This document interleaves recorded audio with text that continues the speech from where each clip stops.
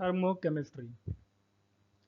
Thermochemistry involves the study of heat and energy related to various physical transformations and the chemical reaction.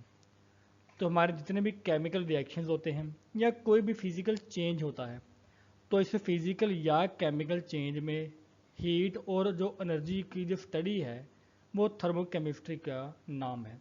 जैसे कि इसके नाम से ज़ाहिर है कि thermo in the chemistry. Thermochemistry is mainly concerned with the change in energy regarding an exchange of energy of a system with the surrounding. तो thermochemistry का मेन जो एरिया ऑफ स्टडी ये है कि हमारे जो एनर्जी है वो एक सिस्टम के अंदर और एक सिस्टम की सराउंडिंग के साथ एनर्जी का इंटरेक्शन है वो कैसे होता है। किसी भी रिएक्शन के दौरान हम जानते हैं कि एनर्जी ऑब्जॉर्ब हो सकती है या वो रिलीज हो सकती है। इट मीन्स कि या वो रिएक्शन एंडोथर्मिक है या वो रिएक्शन एक्सोथर्मिक हो सकता है। According to the laws of thermodynamic, energy of an isolated system remains constant। तो किसी एक सिस्टम की जो एनर्जी है वो हमेशा कांस्टेंट होती है। एनर्जी एक फॉर्म से दूसरी फॉर्म में कन्वर्ट हो सकती है लेकिन ओवरऑल एनर्जी हमेशा सेम होगी। अगर हमारा सिस्टम आइसोलेट नहीं है then during any chemical reaction energy is conserved. ठीक है, तो हमारी एनर्जी भी कंजर्व ही रहती है। To understand the energy changes, तो heat change and the spontaneity of the reactions, thermochemistry is very useful. तो रिएक्शन को कम्प्लीटली डिफाइन करने के लिए कि वहाँ पर एनर्जी का क्या चेंज आएगा, उस सिस्टम में हीट का कैसे चेंज है और रिएक्शन हमारा स्पॉन्टेनियस होगा या वो नॉन स्पॉन्टेनियस होगा, इन तमाम चीज़ों को हम थर्मोकेमिस्ट्री की ब्रांच में स्टडी करते हैं।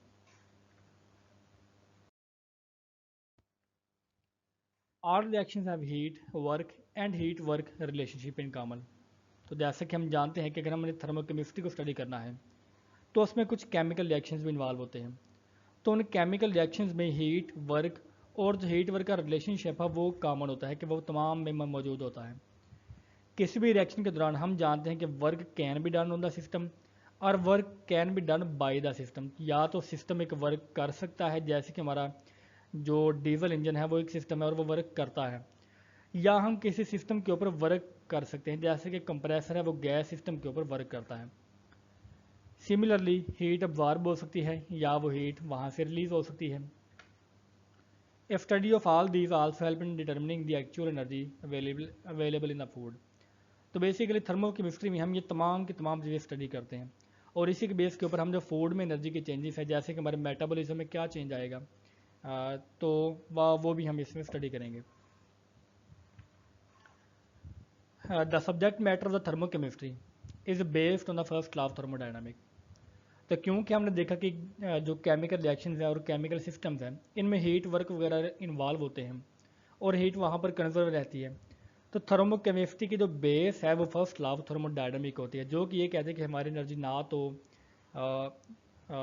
डिस्ट्रॉय हो सकती है ना ही क्रिएट हो सकती है, बल्कि वो एक फॉर्म से दूसरी फॉर्म में कन्वर्ट हो सकती है। The subject has an important practical utility as it gives us information about the energy और heat contents of the compound. तो अगर हमने किसी भी हीट का कंपाउंड के हीट कंटेंट को किस में कितनी एनर्जी मौजूद है अगर उसको एक्यूरेटली फाइंड करना हो तो वो भी हम थर्मोकेमिस्ट्री की फील्ड में ही करते हैं। The scope of thermochemistry is limited because only a few of the many chemical reactions are such whose heat of reaction can be accurately measured। Although के थर्मोकेमिस्ट्री में हम जो कंपाउंड्स के हीट कंटेंट को फाइंड कर सकते हैं, लेकिन तमाम केमिकल के हम जो हीट कंटेंट उनको फाइंड नहीं कर सकते। अगर हम तमाम कंपोनेंट को इन्वॉल्व नहीं कर सकते इसका मतलब कि थर्मोकेमिस्ट्री का जो स्कोप है वो बहुत ज़्यादा लिमिटेड होता है। ठीक है,